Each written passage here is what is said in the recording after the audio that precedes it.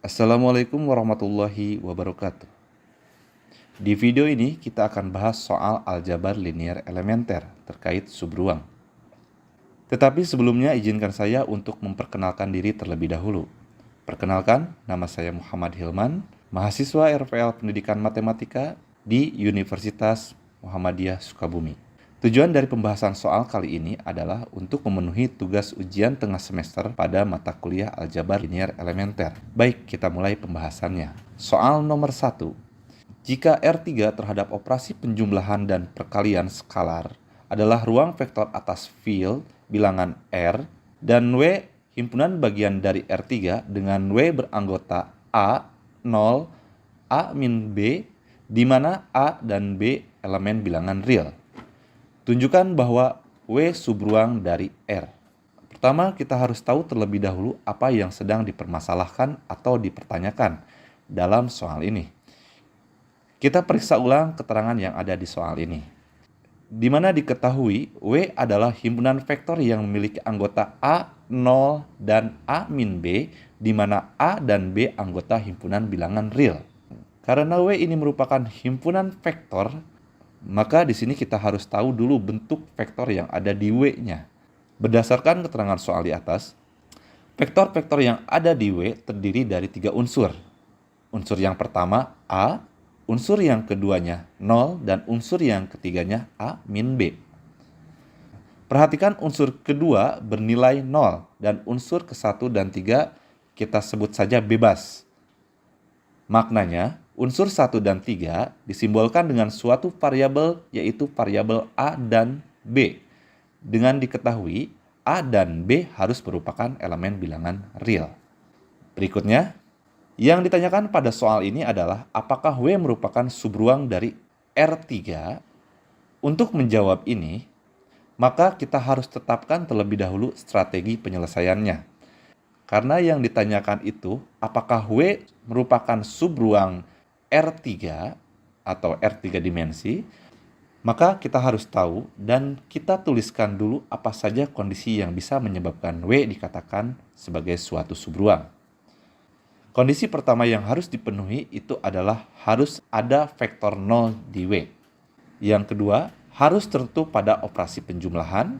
Dan yang ketiga, harus tertentu pada operasi perkalian skalar. Selanjutnya, tinggal kita selesaikan per tahapnya. Tahap pertama, coba perhatikan kembali soal di atas. Tidak diberitahukan secara spesifik operasi penjumlahan dan operasi perkalian skalar yang didefinisikan di W. Apabila kondisinya seperti itu, maka kita bisa langsung simpulkan bahwa kedua operasi yang didefinisikan di W pada soal ini merupakan operasi-operasi standar. Karena itu, vektor 0 yang ada di W itu merupakan vektor yang unsur-unsurnya bernilai 0 semua. Berdasarkan keterangan pada soal, kita tahu bahwa vektor-vektor yang ada di W itu harus mengikuti pola sama, di mana unsur keduanya 0, tetapi unsur 1 dan unsur ketiganya bebas. Jadi, vektor 0 yang ada di W itu juga harus mengikuti pola seperti di W. Namun, karena operasi-operasi yang didefinisikan di W merupakan operasi standar, maka unsur ke-1 dan ketiganya harus 0. Pertanyaannya, apakah vektor 0 ini akan masih mengikuti pola vektor yang ada di W? Apabila unsur ke-1 dan ketiganya, yaitu A dan B, itu kita ubah menjadi 0. Sekarang kita ubah saja. Jika A dan B-nya itu sama dengan 0, maka vektornya ini. Vektor 0 ini akan merupakan vektor yang unsur pertamanya bernilai 0, unsur keduanya bernilai 0, dan unsur ketiganya juga bernilai 0. Sekarang kita bandingkan dengan pola vektor yang ada di W. Vektor-vektor yang ada di W harus memiliki unsur kedua bernilai 0, sedangkan unsur ke-1 dan ketiganya bebas. Di vektor 0 ini, unsur keduanya bernilai 0, jadi aman. Tinggal lihat unsur ke-1 dan ketiganya. Karena tadi dikatakan unsur ke-1 dan ketiga ini bebas, mau berapa saja asalkan merupakan bilangan real. Jadi, walaupun sekarang unsur ke-1 dan ketiganya bernilai 0, berarti boleh-boleh saja. Karena itu, berarti vektor 0 ini terbukti ada di W. karena masih mengikuti pola yang ada di W. Dengan demikian, terbukti ada vektor 0 di W. Selanjutnya, akan ditunjukkan bahwa W tertutup pada operasi penjumlahan. Untuk itu, kita butuh dua vektor yang ada di W itu. Kita jumlahkan dan kita lihat hasil penjumlahannya. Misalnya, setiap vektor U dan V elemen W berlaku vektor U ditambah vektor V elemen W. Vektor-vektornya itu adalah vektor U dan vektor V. Apabila W tertutup pada operasi penjumlahan, maka penjumlahan vektor U dan vektor V harus menghasilkan suatu vektor yang ada di W juga. Pertanyaannya sekarang adalah seperti apa vektor U?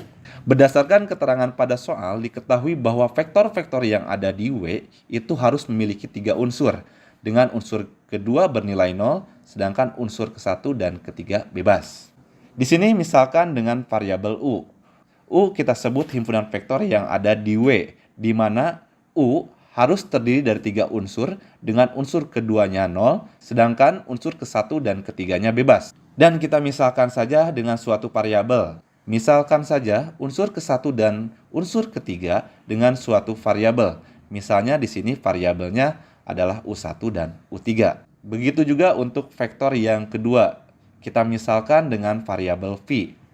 Karena V merupakan himpunan vektor yang ada di W, maka kita lakukan hal yang sama seperti himpunan vektor U, di mana himpunan V harus terdiri dari 3 unsur dengan unsur keduanya 0, sedangkan unsur ke-1 dan ketiganya bebas.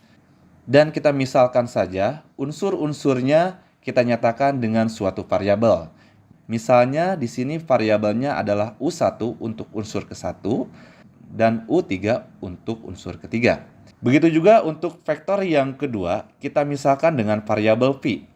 Karena V merupakan himpunan vektor yang ada di W, maka kita lakukan hal yang sama seperti himpunan vektor U, di mana himpunan V harus terdiri dari 3 unsur, dengan unsur keduanya 0, sedangkan unsur ke-1 dan ketiganya bebas. Dan kita misalkan saja dengan suatu variabel.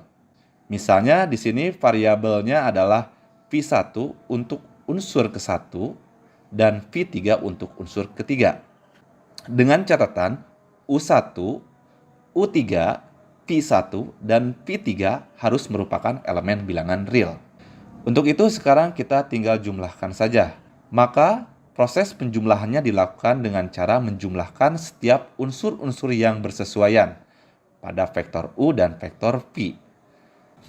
Hasilnya adalah sebagai berikut. Sekarang kita bandingkan dengan pola vektor yang ada di W. Dari keterangan diketahui bahwa vektor yang ada di W, unsur kedua bernilai 0. Pada hasil penjumlahan ini, unsur keduanya bernilai 0. Berarti sampai sini aman. Sekarang kita lihat unsur ke-1 dan ketiga. Berdasarkan keterangan, unsur ke-1 dan ketiga itu merupakan suatu variabel. Artinya, di A dan di A-B bernilai bebas, yaitu di sini variabel A untuk unsur pertama dan A dikurangi B untuk unsur ketiga, sedangkan pada vektor hasil penjumlahan unsur ke-1 dan ketiga juga merupakan suatu variabel, yaitu U1 ditambah V1 dan U3 ditambah V3, yang hasilnya tentunya bisa berapa saja. Karena vektor hasil penjumlahan U dan V ini memiliki kesamaan pola dengan vektor yang ada di W, maka bisa disimpulkan bahwa hasil penjumlahannya tertutup di W. Dengan demikian, terbukti W memenuhi sifat tertutup pada operasi penjumlahan. Sekarang tinggal yang terakhir. Kita tunjukkan bahwa untuk skalar alfa yang merupakan bilangan real, ketika dikalikan dengan suatu vektor yang ada di W, misalnya U, maka hasil perkaliannya harus merupakan vektor yang ada di W juga. Karena operasi perkalian skalar yang didefinisikan di W mengikuti operasi standar, maka saat skalar alfa dikali U, itu sama saja dengan alfa dikali setiap unsur yang ada di U. Dengan demikian, hasil perkalian alfa dengan vektor U akan menghasilkan suatu vektor yang unsur pertamanya alfa U1, unsur keduanya bernilai 0 karena didapatkan dari alfa dikali 0 sama dengan 0. Lalu unsur ketiganya bernilai alfa U3. Sekarang tinggal bandingkan vektor hasil perkalian skalar ini dengan vektor U yang ada di W berdasarkan keterangan pada soal. Diketahui bahwa vektor-vektor yang ada di W memiliki 3 unsur, dengan unsur keduanya bernilai 0. Di sini vektor hasil perkalian alfa dengan vektor U juga memiliki 3 unsur, dengan unsur keduanya bernilai 0. Sampai di sini kita aman. Tinggal unsur ke-1 dan ketiganya. Berdasarkan keterangan pada soal, diketahui vektor-vektor yang ada di W, unsur ke-1 dan ketiga bernilai bebas, sehingga dinyatakan dengan suatu variabel. Sedangkan pada vektor hasil perkalian alfa dengan vektor U, bisa kita lihat bahwa unsur ke-1 dan ketiga juga merupakan suatu variabel, yaitu alfa U1 dengan alfa U3. Berarti pola unsur-unsur yang berbentuk vektor ini memiliki pola unsur-unsur yang serupa atau sama dengan vektor yang ada di W. Dengan demikian, terbukti skalar alfa dikali vektor U yang ada di W menghasilkan suatu vektor yang ada di W juga. Sehingga terbukti hasil kali vektor U tertutup di W. Jadi, kesimpulannya W terbukti merupakan subruang dari R3 atau R3 dimensi. Baik, mungkin itu saja pada pembahasan kali ini. Terima kasih atas perhatiannya. Wabillahi taufiq wal hidayah. Wassalamualaikum warahmatullahi wabarakatuh.